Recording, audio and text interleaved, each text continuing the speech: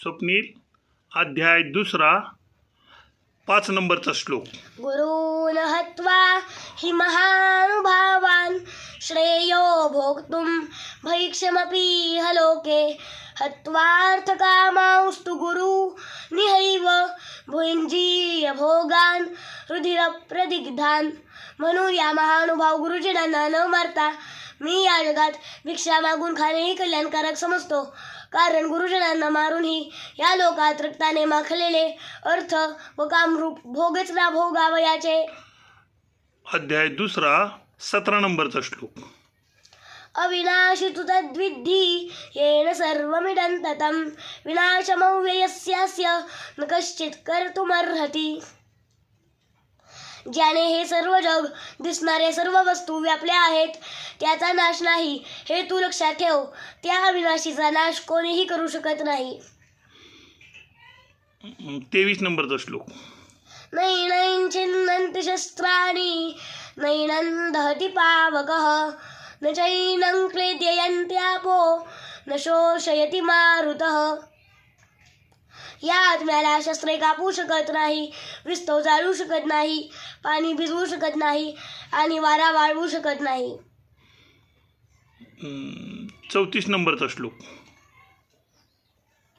अकीर्तेंचापि भूतानि कथयिष्यन्ति ते व्ययाम् संभावितस्य च कीर्तिर् मरणादतिरिच्यते। तसेच सर्व लोक तुझी चिरकाल अपकीर्ती सांगत राहतील आणि सन्माननीय पुरुषाला अपकीर्ती मरणाहून दुस्सह वाटते। 42 नंबरचा श्लोक। यामिमां पुष्पितां वाचं प्रवदन्त्य विपश्चितः वेदवादरताः पार्थ नान्यदस्तीति वादिनः कामात्मानः स्वर्गपरा जन्मकर्मफलप्रदाम् क्रियाविशेषबहुलां भोगैश्वर्यगतिं प्रति भोगैश्वर्यप्रसक्तानां तया परुतचेतसां व्यवसायात्मिका बुद्धिः समाधौ न विधीयते। हे अर्जुना, जे भोगात रमलेले असतात, कर्मफलाची स्तुती करणाऱ्या वेदवाक्यांची ज्यांना आवड आहे, ज्यांच्यामध्ये स्वर्ग ही श्रेष्ठ मिळण्याजोगी वस्तू आहे, स्वर्गाहून श्रेष्ठ दुसरी कोणतीही नाही, असे जे सांगतात ते अविवेकी लोक अशा प्रकारची जी पुष्पित म्हणजे दिखाऊ शोभायुक्त भाषा बोलत असतात, त्यांची ही भाषा जन्मरूप कर्मफल देणारी तसेच भोग व ऐश्वर्य मिळण्यासाठी अनेक प्रकारच्या क्रियांचे वर्णन करणारी असते। या भाषेने ज्यांचे अंतःकरण आकृष्ट करून घेतले आहे, जे भोग व ऐश्वर्यात अत्यंत आसक्त आहेत, अशा पुरुषांची परमात्म्याविषयी निश्चयी बुद्धी असत नाही। 53 नंबरचा श्लोक। श्रुतिविप्रतिपन्ना ते यदा स्थास्यति निश्चला समाधावचला बुद्धिस् तदा योगमवाप्स्यसि। तऱ्हेतऱ्हेची वचने ऐकून विचलित झालेली बुद्धी जेव्हा परमात्म्यात अचलपणे स्थिर राहील तेव्हा तू योगाला प्राप्त होशील, अर्थात तुझा परमात्म्याशी नित्यसंयोग होईल।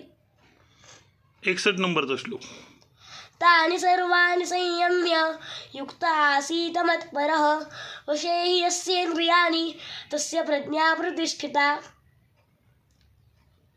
त्या सर्व इंद्रियांना ताब्यात ठेवून चित्त स्थिर करून मनाला माझाच आधार देऊन ध्यानात बसावे, कारण इंद्रिये ज्या पुरुषाच्या ताब्यात असतात त्याची बुद्धी स्थिर होते।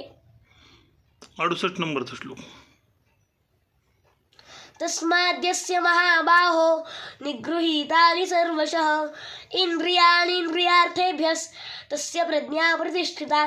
हे महाबाहो, ज्यांची इंद्रिये इंद्रियांच्या विषयांपासून सर्व प्रकारे आवरून धरलेली असतात त्याची बुद्धी स्थिर होते।